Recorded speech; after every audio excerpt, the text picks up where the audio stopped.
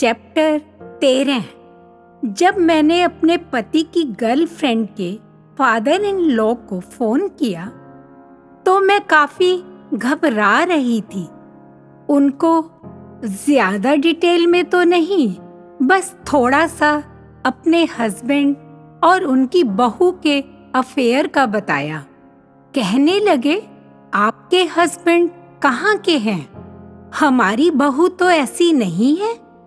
मैंने कहा, आप विश्वास कीजिए, मैं बहुत परेशान रहती हूँ।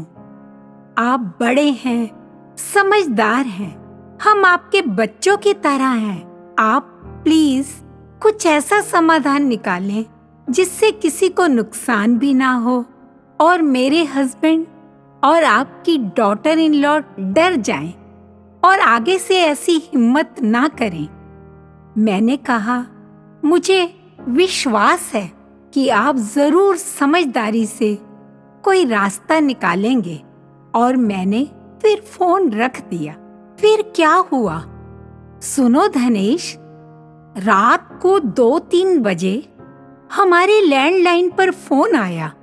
अब आधी रात को फोन किसका होगा? कहकर मेरे पति ने फोन उठाया।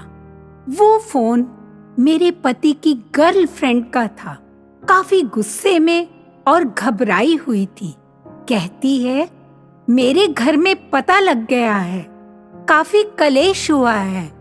आप अपनी वाइफ से माफी मांग लो और उससे किसी तरह मेरे सारे प्रूफ ले लो, नहीं तो मैं नींद की गोलियां खा लूंगी। अब वो इतनी परेशान हो रही थी।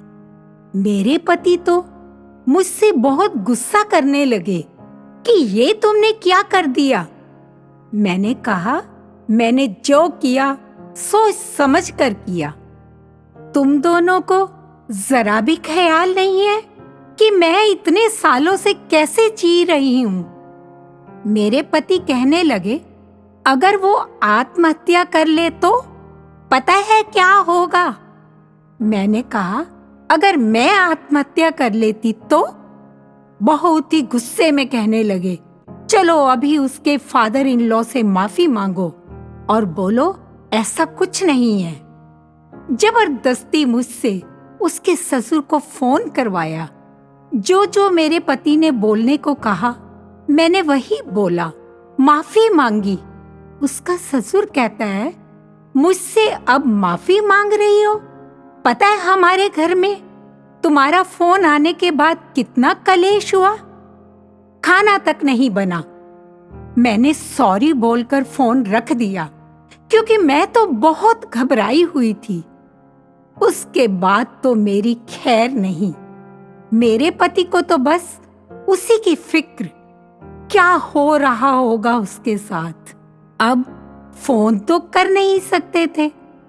अगले दिन अपनी गर्लफ्रेंड की दोस्त के ऑफिस चले गए और उसके थ्रू उसका हाल चाल पता करवाया। ये सब बाद में मुझे पता चला। फिर तो बहुत दिन तक घर का माहौल खराब रहा, लेकिन मैं ज्यादा परेशान नहीं थी क्योंकि मेरे हस्बैंड की गर्लफ्रेंड का हस्बैंड मेरी फेवर में था।